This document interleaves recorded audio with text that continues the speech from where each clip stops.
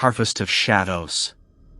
The open road stretched before us like an endless ribbon, winding through fields of golden wheat that whispered secrets in the breeze.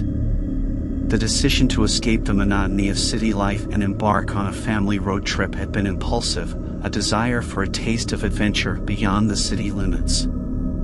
Little did we know that the quaint village awaiting us held secrets that would unravel the fabric of our reality. As we journeyed through the rural expanse, Emily, my wife, occupied herself with capturing the beauty of the countryside through the lens of her camera. The fields, bathed in the soft glow of the late afternoon sun, beckoned her artistic eye. A particular scarecrow, standing tall amidst the swaying crops, caught her attention. She insisted we stop, and with a click, she immortalized the stoic figure in a photograph. As the car rumbled back to life, Emily stared at the photo on her camera with a distant look in her eyes. She confessed to a whimsical imagination, spinning a tale of a scarecrow that chased her through the fields in her mind's eye, its straw fingers reaching for her as she fled. We laughed it off, dismissing it as the product of a vivid imagination fueled by the charm of the countryside. As the village drew near, we encountered a weathered sign welcoming us to a place with a forgotten name. Our anticipation mingled with the undeniable charm of the rustic landscape. Our destination was marked by narrow lanes lined with ancient cottages, their thatched roofs creating a silhouette against the waning sunlight. We parked near a village square dominated by a centuries-old church, its spire reaching for the heavens. A local farmer, a man with weathered hands and a gaze that bore the weight of years spent tending the land, approached us. Emily greeted him warmly, curiosity in her eyes, and inquired about the local produce. The farmer, whose name was Mr. Simmons, shared tales of the fertile soil yielding bountiful harvests and the simplicity of life in the village. As the conversation flowed, I, more interested in practical matters, sought information about the place we would call home for the next few days. Mr. Simmons, with a nod and a cryptic smile, pointed us toward the house where we would stay. In the twilight hours, we reached the quaint abode, a structure that seemed to wear the scars of centuries etched into its time-worn facade. The door creaked open, revealing a rustic interior that exuded a peculiar charm. As we settled in, a sense of anticipation mingled with the unfamiliar surroundings.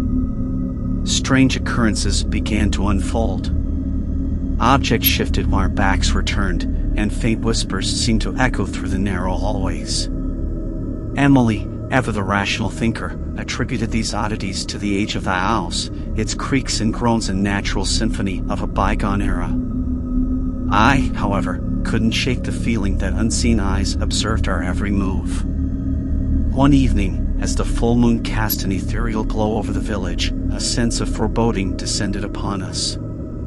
Emily, always drawn to the mystique of the unknown, suggested a moonlit stroll through the narrow lanes. Reluctantly, I agreed, my unease growing with every step.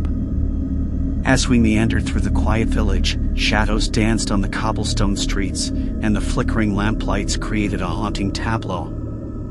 A chill in the air hinted at the secrets that lingered just beyond the realm of our understanding. Our path led us back to the fields, the same fields where Emily had imagined the scarecrow's pursuit. The moonlight painted the landscape in shades of silver, casting long shadows that seemed to stretch toward us like fingers. And there it stood, the scarecrow, its silhouette stark against the luminous backdrop. A shiver ran down my spine as Emily approached, her camera in hand. The scarecrow's vacant gaze seemed to follow her every move, its straw-stuffed form frozen in perpetual vigilance. I urged Emily to leave, the unease within me growing into an unmistakable dread. Ignoring my concerns, Emily continued to photograph the scarecrow. With each flash of the camera, the air seemed to thicken, and a strange energy enveloped us. I became acutely aware of a presence, an unseen force that watched from the shadows. Suddenly, the scarecrow stirred. A subtle movement, imperceptible to the naked eye, but enough to send a chill down my spine. I grabbed Emily's arm, urging her to retreat.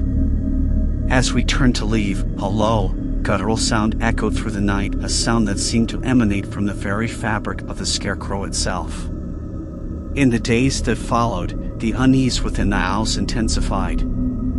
Faint whispers became audible, and shadows seemed to detach themselves from the walls, moving with a life of their own. Emily, ever the optimist, dismissed my concerns, attributing the strange occurrences to fatigue and the unfamiliarity of our surroundings. One night, however, the veil between the known and the unknown was violently torn. The full moon hung in the sky like a silver coin, casting an otherworldly glow over the village. We were jolted awake by a cacophony of whispers that seemed to reverberate through the very walls of the house. As we stumbled into the hallway, a spectral figure materialized, a grotesque manifestation of the scarecrow, its form twisted and contorted. Panic seized us, and a desperate struggle ensued to protect our daughter, Lily, from the encroaching darkness. The scarecrow moved with an unnatural grace, its movements defying the laws of the physical realm. It targeted me first, its straw-stuffed appendages reaching for me with a malevolent intent. I fought against an invisible force, my every effort met with resistance that seemed to originate from the shadows themselves. Emily, fear etched into her eyes, clutched Lily close, the three of us trapped in a nightmarish dance with an entity beyond our understanding. The scarecrow, relentless in its pursuit, moved with a deliberate malice, as if driven by a force that transcended the boundaries of the mortal world. In the struggle that ensued, I became the first victim. The scarecrow's spectral grip tightened around me, its form merging with mine in a grotesque fusion of shadows and flesh. Emily, overcome with terror, screamed in horror as I became an unwitting puppet in the hands of an unseen force. With a sudden, violent motion, the scarecrow flung me aside, my body crashing against the walls with a sickening thud. Emily, her voice trembling, pleaded with the entity to spare us, to release its grip on our lives. But the shadows hungered for more.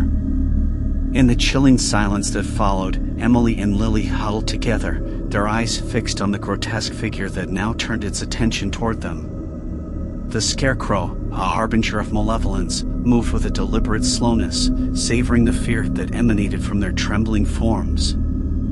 I could do nothing but watch as the shadows enveloped them, their forms merging with the grotesque entity that loomed over them. Emily's screams echoed through the house, a desperate plea for mercy that fell on deaf ears. The scarecrow claimed its second victim. As the moon dipped below the horizon, casting the village into darkness, I found myself alone in the nightmarish aftermath. The house, once a haven, now echoed with the haunting echoes of a tragedy that defied explanation. In a moment of despair, I made a choice born out of a desperate need to protect what remained of my family. With a heavy heart, I doused the house in kerosene, the acrid fumes filling the air. A match, struck in the silence of the night, ignited a blaze that consumed the ancient structure. As the flames danced against the canvas of the night, I felt a profound sense of loss, a loss that transcended the physical realm. The fire, a cleansing force, purged the house of the shadows that clung to its walls. But with every crackle of the flames, I heard the anguished whispers of a soul tormented by the sins of the past. The fire raged with an intensity that mirrored the turmoil within me. I questioned the nature of the entity that had descended upon us, the force that had claimed the lives of my loved ones. Was it a vengeful spirit, seeking retribution for some forgotten transgression? Or was it a manifestation of the darkness that lingered in the corners of the village, a malevolent force that preyed on unsuspecting souls? As the embers flickered in the dying light, I felt a profound sorrow and awareness that I had unwittingly unleashed a force beyond my comprehension. The scarecrow, once a mere figure in a photograph, had become a vessel for something far more sinister. In the final moments of the blaze, as the last remnants of the house crumbled to ash, I saw her, a spectral figure that stood amidst the flames, her eyes reflecting a profound sadness. Emily's spirit lingered, a vestige of the love that had once bound us together. In that moment, the truth became clear. The scarecrow, once a man who had refused to sell his house, had become a prisoner of the shadows, a victim of a malevolence that had seeped into the very foundations of the village. His torment, captured on film, had unleashed a force that hungered for more than mere memories. With a heavy heart, I walked away from the smoldering ruins, the weight of guilt and grief pressing upon me. The village, bathed in the first light of dawn, seemed to exhale a collective sigh, a lament for the lives that had been claimed by the shadows. As I walked away, the wind carried the echoes of Emily's laughter, a bittersweet melody that lingered in the air.